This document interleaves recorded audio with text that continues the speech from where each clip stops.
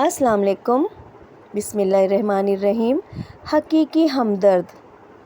ایک شخص نے بچھڑا ذبح کیا اور اسے آگ پر پکا کر اپنے بھائی سے کہا کہ ہمارے دوستوں اور پڑوسیوں کو دعوت دو تاکہ وہ ہمارے ساتھ مل کر اس کو کھا لیں۔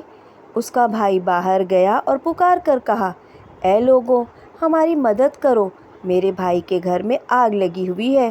کچھ ہی دیر میں لوگوں کا ایک مجمع نکلا اور باقی لوگ کام میں لگے رہے جیسے انہوں نے کچھ نہ سنا ہو۔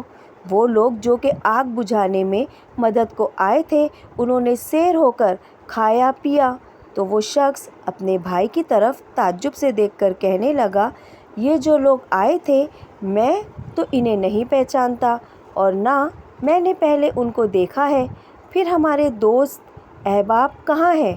بھائی نے جواب دیا کہ یہ لوگ اپنے گھروں سے نکل کر ہمارے گھر میں لگی آگ بجھانے میں ہماری مدد کو آئے تھے، نہ کہ دعوت میں، اس لیے یہی لوگ مہمانی اور مہربانی کے مستحق ہیں۔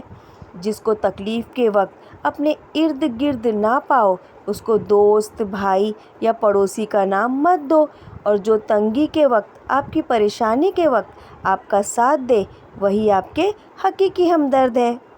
اللہ حافظ۔